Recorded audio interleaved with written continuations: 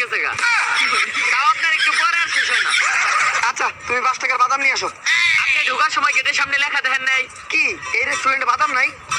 ওইটা না, গেটের সামনে লেখা আছে ফকিন্নি নট অ্যালাউ। তাইলে সবচেয়ে কম দামে রাতে ওইটা নিয়ে আসো। সবচেয়ে কম দামি জিনিসটা তো আপনার সামনে আছে, পানি। পানিও টিয়া দিয়ে কিনা খাওয়া লাগে?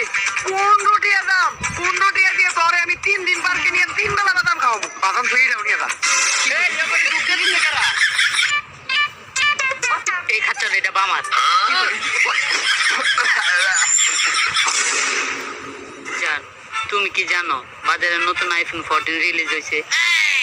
আইফোন 14 রিলিজ হয়েছে, তার মানে তো এইবার আইফোন 13 এর দাম কমবো। 13 এর দাম কমবো? যাক, 14 কিনা না দিলেও 13 কিনা দিব। কমবো। তার মানে তো আইফোন 12 এর দামও কমবো। যাক, 13 কিনা না দিলেও 12 তো কিনা দিবই। তার মানে তো আইফোন 11 এর দামও কমবো। অন্তত আইফোন 11 তো কিনা দিব। এর মানে তো প্রত্যেকটা আইফোনের দামই কমবো। তাই আমি অনেক ভাইবা দেখলাম কি জানো, তোমারে আমি একটা ব্র্যান্ড নিউ কোম্পানি মোবাইল কিনে দিব।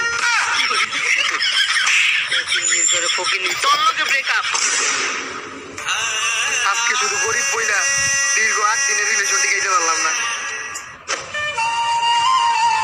কিনাতি তোর কি হইছে? তুই কান্দাছিস কে? নানি আমার ব্রেকআপ হইছে। এতে কান্দার কি হলো? এটা নতুন কিছু না, এই নিয়ে 8 বার। নানি এই গরিবরা কি ভালোবাসা পাওয়ার যোগ্য না?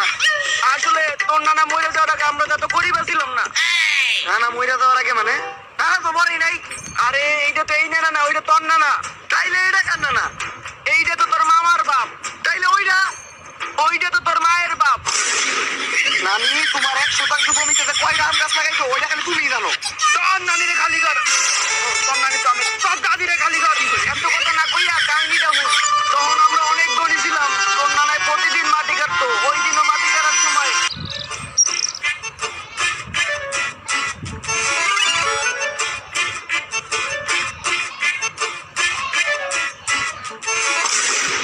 আহা কোদালটা পানিতে বেরিয়ে গেল। সমস্যা নাই। হ্যালো অ্যাসিস্ট্যান্ট, একটা কোদাল বানাই নিয়ে আসো তো। টেসলা গাড়ি গলাইয়া কোদালের বডি বানাইবা, আর আইফোন 14 প্রো ম্যাক্স গলাইয়া কোদালের আখন। আর আমার গামছাটাও ময়লা হয়ে গেছে। রানী এলিজাবেথ যে শাড়ি পরে ওই শাড়ির পিস দিয়ে একটা গামছা বানিয়ে নিয়ে আসো। আর শুনো আমার ফেরারিটা একটু